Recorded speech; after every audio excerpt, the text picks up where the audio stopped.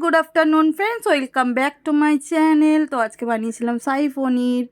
তো শাহি পনিরটা দেখে নাও তোমরা, কত সুন্দর টেম্পটিং লাগছে, ডিলিশিয়াস হয়েছে। তো তোমাদের সবাইকে জানাই আজকে স্যাটারডেতে জয় গৌরনিতাই। আমি গৌরনিতাইকে খুব মন দিয়ে মানি। তো আজকে ফাইনালি আমি পনিরগুলো নিয়ে নিয়েছি, পনিরগুলো ফ্রাই করে নিয়েছি। এবার আলুগুলো ফ্রাই করব। তারপরে আমি মিক্সিতে দিয়ে দেবো একটুখানি চার মগজ, একটুখানি কাজু বাদাম আর একটুখানি পোস্ত দিয়ে, তারপরে টমেটো দিয়ে, আদা দিয়ে ওটাতে মিক্সিতে গ্রাইন্ড করে নেবো ভালো করে, যাতে দানা দানা না থাকে। দানা দানা থাকলে ওটা মুখের মধ্যে পড়বে, ভালো লাগবে না। আলু পোস্ততে ওটা ভালো লাগে, বাট পনিরে ওটা ভালো লাগবে না। দই থাকলে আরও বেটার দ্যান হতো।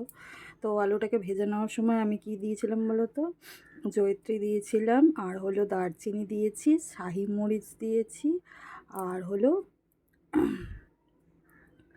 আর ওটাকে কী বলে, সাদা জিরে টাইপের, ওটা মশলা দিয়ে ভালো করে কষিয়ে নিলাম।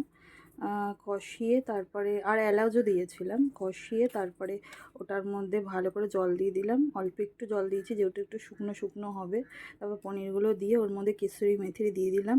কেসুরি মেথি দিয়ে ওর পরে আমি ওর মধ্যে গরম মশলা দিয়ে দেবো। গরম মশলাটা দেওয়ার পরে একটু নুনটা আর ঝালটা আমি দেখে নেবো ভালো করে। তারপর একটু ঘি দিয়ে দেবো, অবভিয়াসলি সব রান্নায় ঘি দিই। আর দেখো আমার বরকে আমি খেতে দিয়ে দিয়েছি। ডাল করেছি, পাঁপড় ভাজা করেছি, আর হলো পনির করেছি।